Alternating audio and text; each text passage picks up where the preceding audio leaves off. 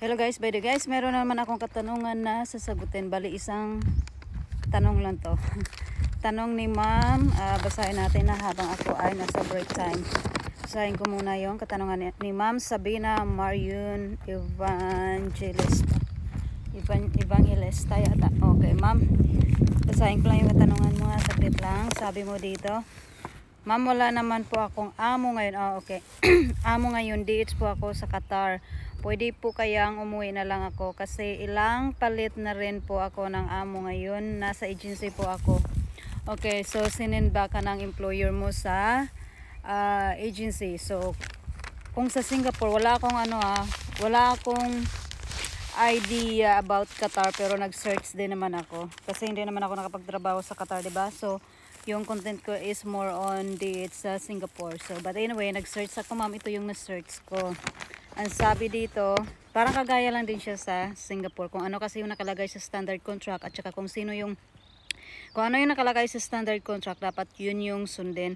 At saka, so sabihin na natin example no, sa employer yung nag-break ng contract, dapat sa employer yung mamamasahe kung ibabalikan nila sa Pilipinas. Kung gusto mong umuwi, no, ayaw mo na maghanap ng panibagong employer. So sa employer yung nag-break ng contract, dapat isend back niya sa Pilipinas at saka dapat pamasahe niya.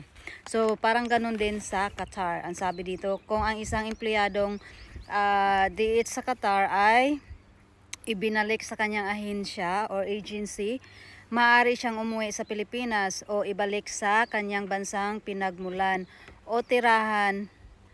Gastos dapat ng employer yung pamasahe mo pabalik ng Pilipinas. Okay ma'am? So kung hawak mo yung standard contract mo, basahin mo doon kung ano yung kasunduan nyo. Pero pwede po kayong umuwi. Pwede nyo pong sabihin sa agency nyo na umuwi na lang kayo. Or kung sino yung dapat yung huling employer na nag-send back sa'yo sa agency, dapat sila yung mamamasahe ng pamasahe mo. So, ganon. Pwede po. Okay ma'am, sana, or nakadepende, or baka nakadepende sa kung ano yung nyo, kasunduan doon sa standard contract nyo. Pero, yun yung na-search ko. So, okay ma'am, sana nasagutin katanungan mo. Pero kung meron ka pang ibang katanungan, just comment below lang. And then, paabutin ko muna ng 3 minutes ng video ko. Papakita ko lang kung nasaan ako ngayon. Pero sa ngayon, nandito ako sa US, sa may California. Pero kung makikita mo yung background ko, ay nandito ako sa kabundukan. Ayan, makikita mo dun sa tuktok, mayroong flag ng USA. Tapos nandito tayo sa ilalim ng punong kahoy na to na ang daming kakaiba guys. Oh. Akala ko akala ko insekto. Ano pala? Buto siya. Akala ko tawag ng insekto. Okay ma'am Sabina, sana sagutin yung katanungan mo ma'am. Pero kung meron ka pang ibang katanungan, just comment below lang. At saka advice ko rin sa iyo, pwede mong sabihin sa agency mo na umuwi ka na lang. Yun nga lang, nakadepende din sa agency mo kung papayagan ka nila. Kasi nga meron kang 2 years contract na hindi pa natapos, diba? Pero dapat legally, no? Legally, kung si employer yung nag-send back sa'yo sa agency, dapat sila yung mamamasahe talaga pabalik ng Pilipinas kung gusto mo nang umuwi. So, pwede naman na humingi ka ng tulong din sa OWA kung ayaw ka tulungan ng agency mo na makabalik sa Pilipinas. Or, alam ng agency yan na dapat si employer talaga yung mamamasahe ng pamasahe mo pabalik ng Pilipinas kung hindi matapos yung 2 years contract. Okay ma'am? So, nandito tayo ngayon sa bundok ng Rica. Hala, na-amaze. Namangha talaga ako. Kasi, ayan yung buto, yung tawag nito, yung bunga bumubuka, tapos yung buto niya ganito guys. Ayan ayan, ganito yung puno. Hindi ko alam kung ano to, nakakain ba to or what, basta pula. So parang siya, alam niyo yung insekto na lumilipad paggabi, aninipot tawag sa amin sa Ilonggo or sa Bisaya, aninipot. Pero in Tagalog, I don't know what it is, but man, ang ganda niya. Kita nyo ba? Ayan, zoom in natin. Kita nyo ba? Kita nyo?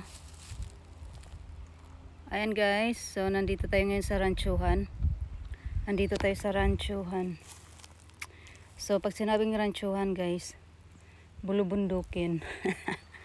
Ayan yung flag ng Ayan, flag ng ano, kapitbahay namin. So ito yung nilalakaran ko dito or hinahikingan ko.